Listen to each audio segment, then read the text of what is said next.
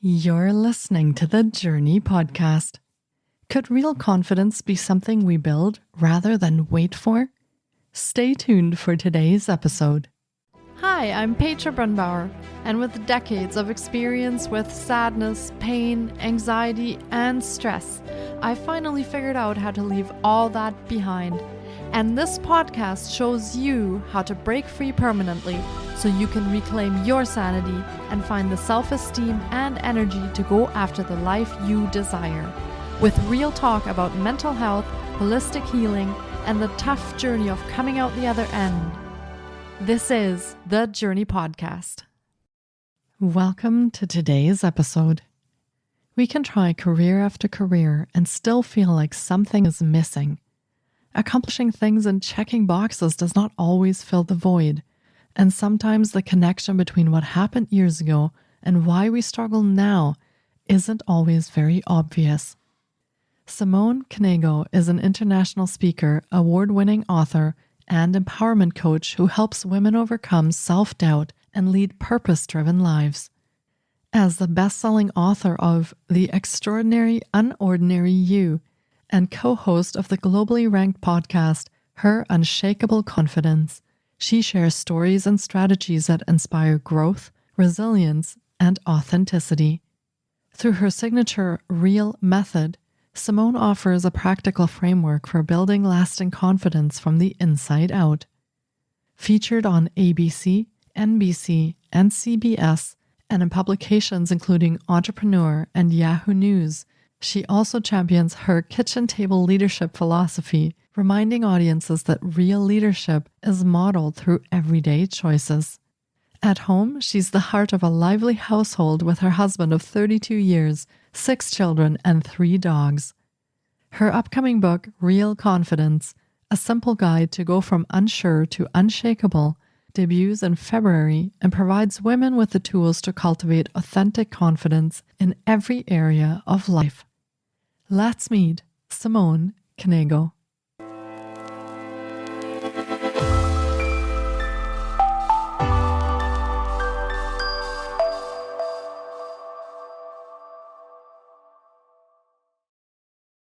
Hi, Simone. It's great to have you on the podcast today. I've been looking forward to getting to chat with you because we will be talking about building real confidence.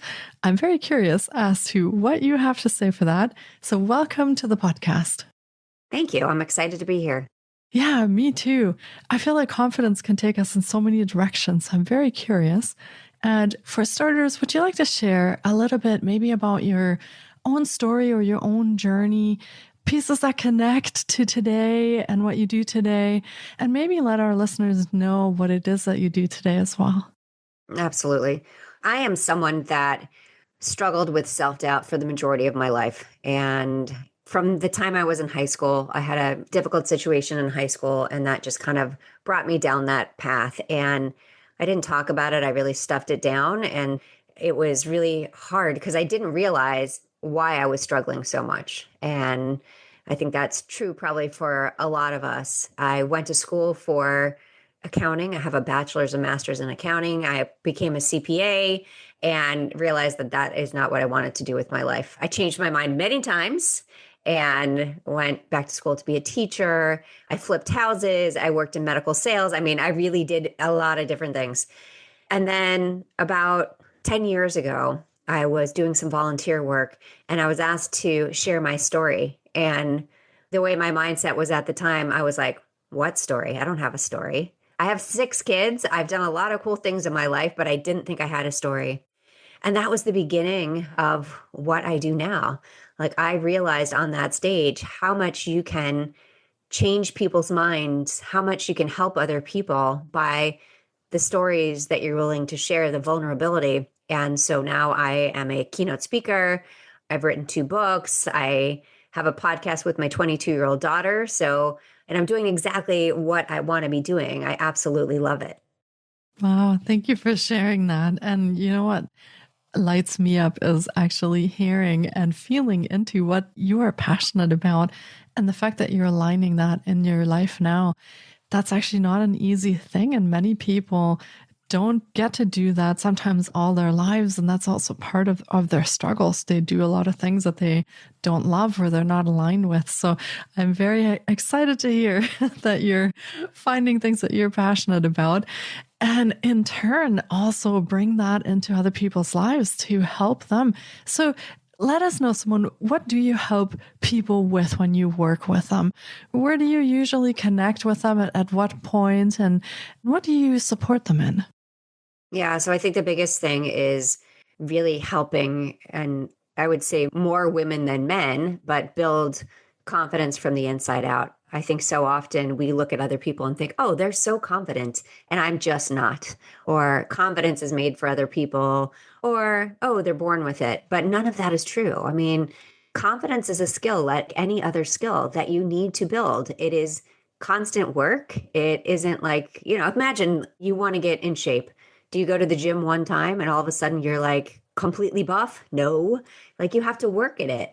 It's no different for our minds, right? We have to constantly work because we're all going to have those negative voices that come into our head that like to tell us that we're not enough, we're not smart enough, not pretty enough, whatever it is. And I call it the what if whisperer. Ooh, what if you fail? What if you're not good enough? What if they don't like you? But I think it's so important that we understand that first. And that's really what I love to help people with, is to start building and continue building confidence from the inside out. Yeah, so important. And in your own journey, was there a point or a time where you actually felt that confidence was the one thing that you wanted to build or wanted to work on? I kind of feel that confidence can be very intimately linked also with fear and uncertainty for people, or anxiety, even in a lot of cases. Was there a time in your life when you really sat down and just thought, okay, the missing piece for me is confidence? Or how did that come about for you? I don't think that I thought about it like that. I understood the missing piece was that I didn't believe in myself, which then led me to realize that confidence was my issue. And I think it is so many people's issue. I mean, if you look at statistics, 80% of people struggle with low self-esteem. I mean, that's confidence. That is, again, this is what I want to change, is helping people understand that, yes, you can change that, right? It is all about the work that you do with yourself. Yeah. So for me, that moment was really, I was asked to do something completely out of my comfort zone. And I think that's exactly where the greatest growth happens. If we stay comfortable, nothing changes. If we're not feeling good about something, make a change, like go do something different. Get out of your comfort zone, even if it's scary. I mean, that fear part is really an important part of it. And in 2015, I was asked to climb Mount Kilimanjaro. And I'm not a climber. I am now. I was not a climber. I've never climbed anything. I went camping a couple of times, right? So completely out of my comfort zone, but I needed that. And it could have been something different. It just happened to be someone asked me if I'd be interested in doing it. And I said yes. And I knew that I was really struggling. And then I knew that I needed to do something different to shake things up. And that really kind of changed everything for me. And really looking back, like, I'm so glad I said yes. I'm a big advocate of saying no to things that don't fill your cup. So often we say yes to everything. I used to call myself the yes girl, but this yes was different. This yes was something that was truly life-changing for me. Yeah, it sounds like it. And wow, Mount Kilimanjaro, you don't do that every day. So that's a really kind of special thing to be embarking on. And I can see how that would change probably a lot of things in your life once you did that. Yeah. Now, for people who might be listening in and who might say, well, Simone, I've tried a lot of different things. I failed and I'm not about to put myself out there again and get hurt or lose my shirt over this.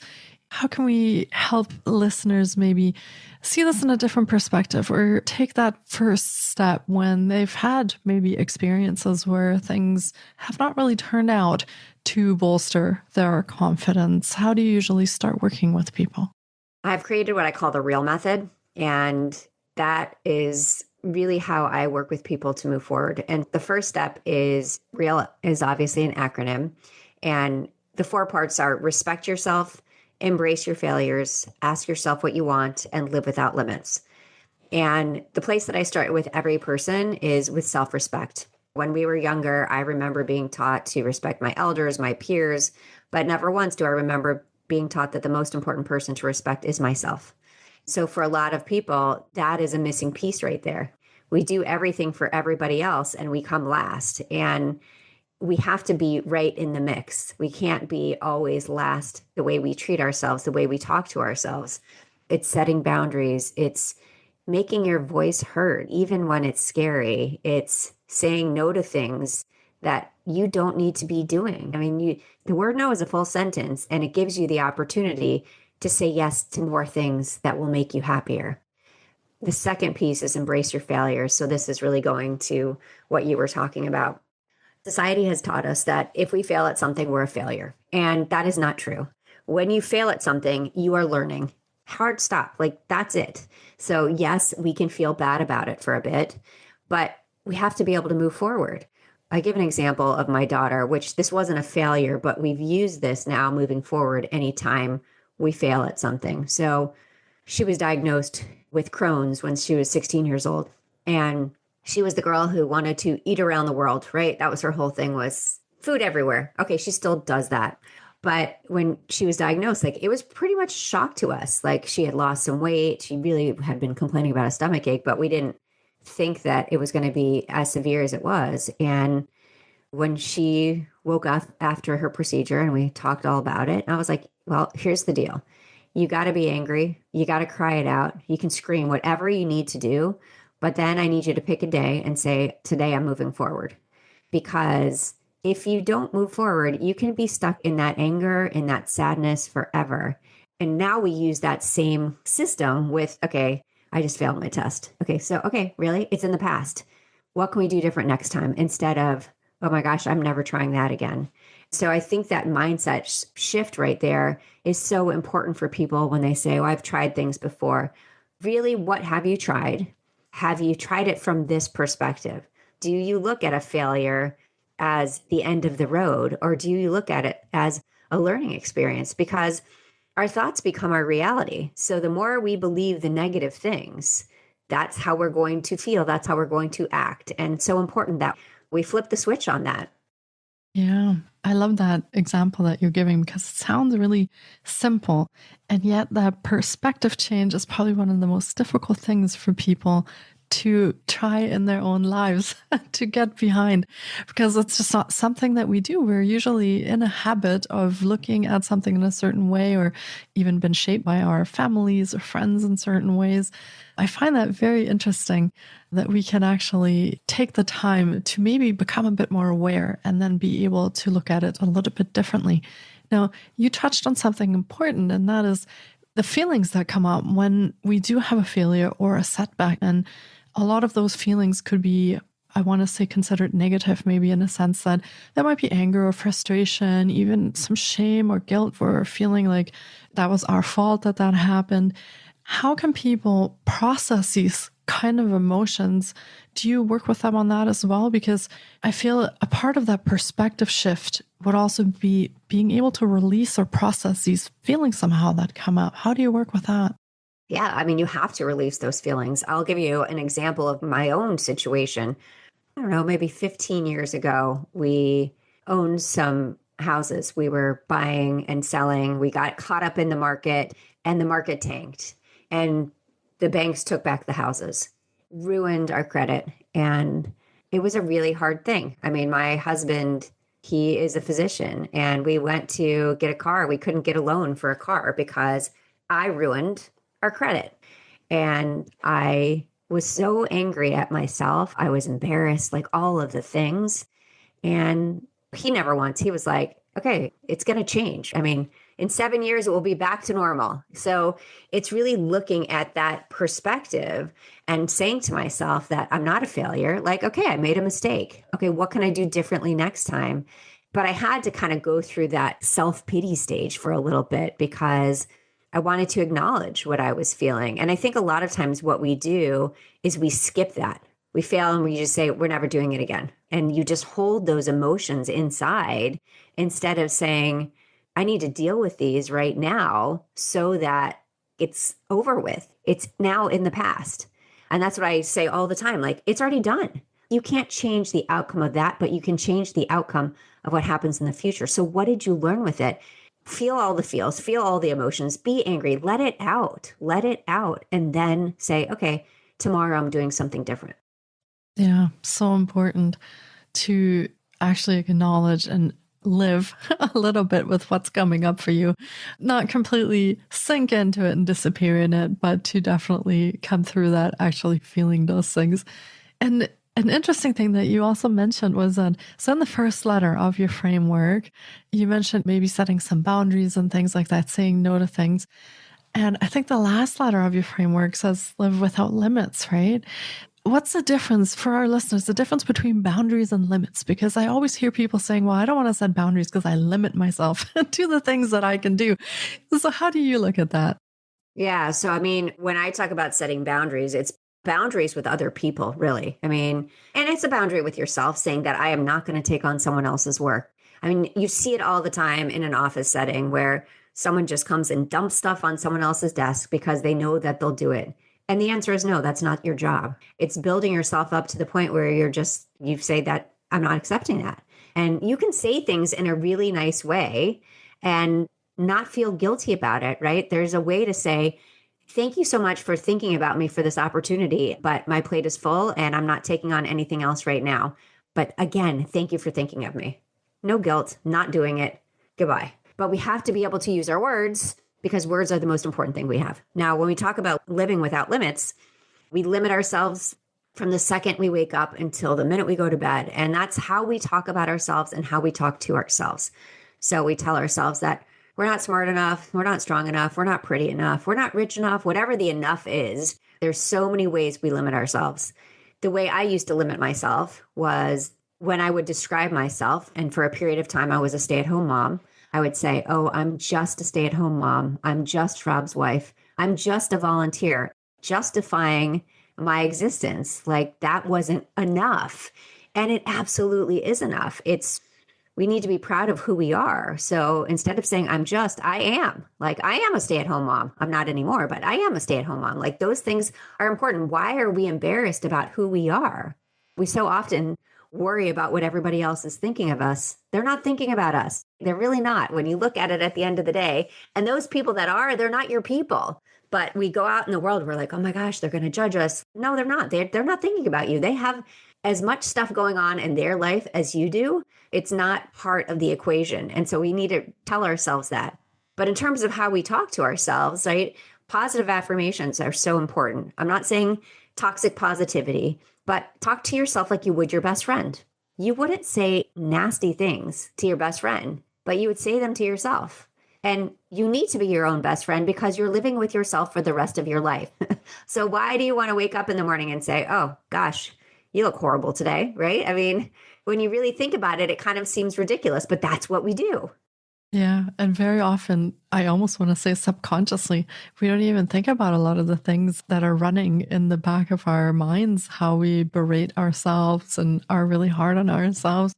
With the amount of thoughts that we each have every day, I think there are tens of thousands of thoughts every day. There are lots of opportunities for us to make that change, to actually take charge of that process a little bit and start changing how we are thinking and talking when it comes to ourselves. Yeah, this is really great insight. And definitely, I want to say for our listeners, maybe a piece where they can also start in their own lives to tap into this and start a bit of change there. I find that thoughts are one of those things that we kind of don't pay conscious attention to a lot of the time. They just run all day long. It's crazy, actually. So there's all kinds of different research about how many thoughts we have a day, but there's one out of Queen's University in Canada, and I believe it was 6,200 thoughts. 85% of them are negative, 95% are repetitive. So basically, day after day, the same negative thoughts on repeat. So I created a little mindset hack, and I think this is a great one for the listeners to use because it's about awareness. You're right. It absolutely, these thoughts just come up. They're just constantly there, and we're not even aware of them. It's very creative, Control-Alt-Delete. Back in the day, it was how we would reset a frozen computer. Now it brings up Task Manager. I don't know what Task Manager does, but that's what it does. But sometimes our minds freeze too, right? We spiral in self-doubt. We get stuck in the comparison game. So control is about awareness. Catch the thoughts. What are the thoughts that are running your day? Are they real? Are they helpful? Most of the time, it's the story that you're telling yourself. Oh my gosh, I shouldn't go to this event, or, ooh, I'm not going to be good enough for this project. I'm not ready for that. You are ready. Okay. The second part is alt, which means alternative. Tell yourself a better story.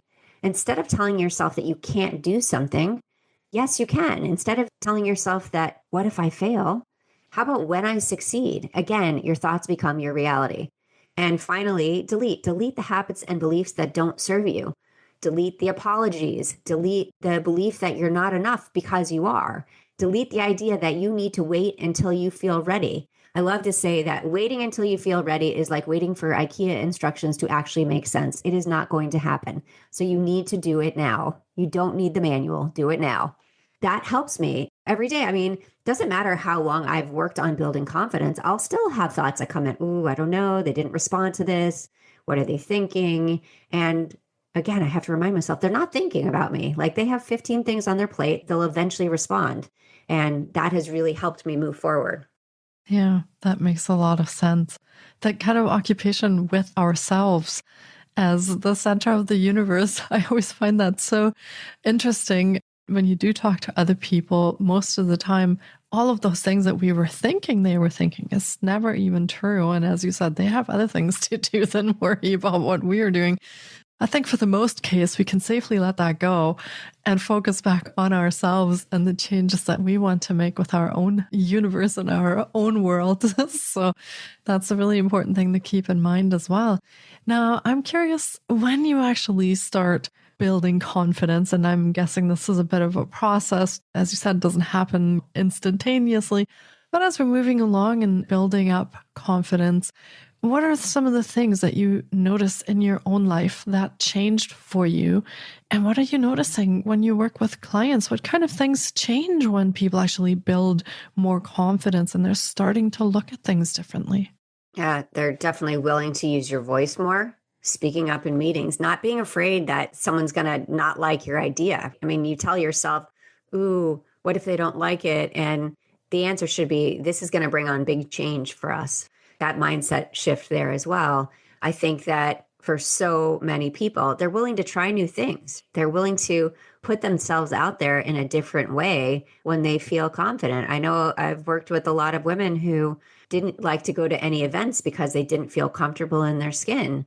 And now they've met the most amazing people going to these different events and realizing, wow, I missed out. And you can't look back again, like it's in the past, but you can start now and say, oh my gosh, how different would my life be if I wasn't afraid to show up truly as me? And I mean, I think for me, that was the biggest change, was that I lived behind a facade for years. I pretended that I was strong and happy and all of the things, and was constantly trying to diet, was like everything that I was constantly trying to change about myself. And it was the understanding that I don't need to change who I am. I need to change the way I see myself. And that's been probably the biggest transformation for me. And what I say to people all the time is that you don't need to change who you are. You need to change the way you see yourself, because you're already doing amazing things, but you have to give yourself credit for it. Again, treat yourself like you would your best friend. When your best friend does stuff, you'd be like, oh, wow, you are doing so many things. Like, it's amazing. But you do it and you're like, I didn't get anything done. I know this is coming out after the beginning of the year, but we're at the end of the year right now, and we're all focused on what we didn't accomplish this year. Let's focus on what we did accomplish, because that list is huge, but we don't even see it that way. My daughter and I were talking the other day on the podcast. She's like, just write down the number of loads of laundry you did this year. I was like, I can't even calculate that. And she's like, that is huge. Like, it's a big deal, but we don't give ourselves credit for that. Yeah, I feel the brain is kind of wired with a negativity bias. So the things that always stick are the ones that we deem, I guess, important for survival. And the good things don't make that list because they didn't threaten anything. Everything just went as planned. So yes. Yeah, that makes a lot of sense. We're very focused on all the things that went wrong, but absolutely becoming aware and actually like present in a moment where you can appreciate and even maybe have some gratitude for these little things that happened. Today, I ironed some laundry. Yesterday, I did some laundry. Today, I cooked some meals. Or anything that really you are present for each day, I think counts for wins that we can take on that side. So yeah, really small wins. nice reminder. Small wins add up, but Yeah. we're like, oh yeah, that's just part of the daily life. No, I mean, it's a big deal. When you look at everything you accomplish every single day, it's the gratitude for being able to do that instead of saying, oh, wait, I didn't finish this. When you don't finish something, that's what tomorrow's for. Don't be so hard on yourself. Yeah. Yeah. And you know what actually really made me think of what you just said is some time ago, I had an accident. I was in a wheelchair. And because of the way the house we live in is built, the wheelchair couldn't get around to a lot of the places. I was mainly confined to sort of the kitchen and living room area where I could get around. Now, I wasn't able to do laundry anymore because that was in the basement, and I wasn't able to go up and down the stairs anymore because that took a lot of effort. And it was through that I actually realized how important these little things are when you suddenly can't do them independently anymore. It actually becomes very clear how important these things are in our lives. So yes, take some gratitude, tune in and really become aware of the things that you have accomplished, because there is little things for every one of us. Even if you think they aren't there, they are there. So yeah, that's really great. Actually, we could also journal about that and kind of feel into that. I have one more question for you. I don't know if you get this, but a lot of people always tell me, when I have some doubts coming up or I'm hesitating about things, just fake it till you make it. I don't really know what to do with that saying. So how does that look from a perspective of going to build confidence and helping people on their path? Yeah, I don't believe in faking it until you make it. I believe in saying it until you become it. So again, when you have those doubts coming up, tell yourself what you're capable of, and then the action will happen.